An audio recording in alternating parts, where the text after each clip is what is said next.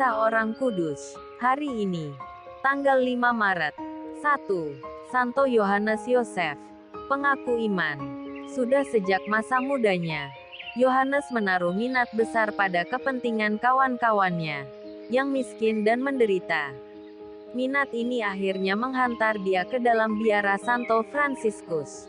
Setelah 3 tahun menjadi seorang biarawan Fransiskan, ia diutus ke Piedemonte di Alive untuk membangun sebuah biara baru di sana.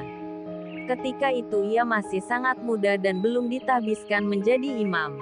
Tak lama kemudian, ia dipanggil kembali ke Napoli dan diangkat menjadi magister untuk para novis. Pada umur 24 tahun, ia diangkat menjadi pemimpin biara. Jelas kelihatan bahwa Yohanes memiliki suatu kepribadian yang mengagumkan. Ia menampilkan diri sebagai seorang biarawan yang arif, penuh pengertian, seorang pendoa dan beriman teguh. Rekan-rekannya sebiara merasakan suasana cinta yang diusahakan Yohanes di dalam biara. Mereka semua sangat mencintai dan menghormati dia. Ketika terjadi kelaparan di negerinya, para biarawan diberinya roti yang diusahakannya sendiri. Yohanes memiliki suatu kekuatan ilahi yang menyanggupkan dia melenyapkan berbagai penyakit dan kesulitan hidup. Pernah seorang imam yang sakit datang kepadanya memohon kesembuhan, dan Yohanes berdoa memohon kepada Tuhan agar penyakit imam itu berpindah saja kepadanya. Dan terjadilah demikian. Kepada para pendosa yang datang mengakukan dosanya, Yohanes hanya memberikan penitensi-penitensi yang ringan. Sedangkan dia sendiri menjalankan tapa yang berat demi penghapusan dosa-dosa mereka.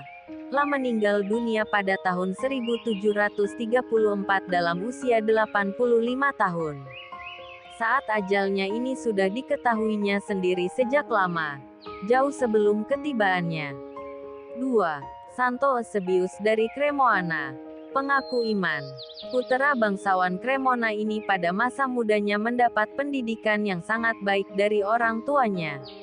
Ia kemudian melanjutkan pendidikannya di Roma yang terkenal sebagai pusat kebudayaan dan ilmu pengetahuan pada masa itu.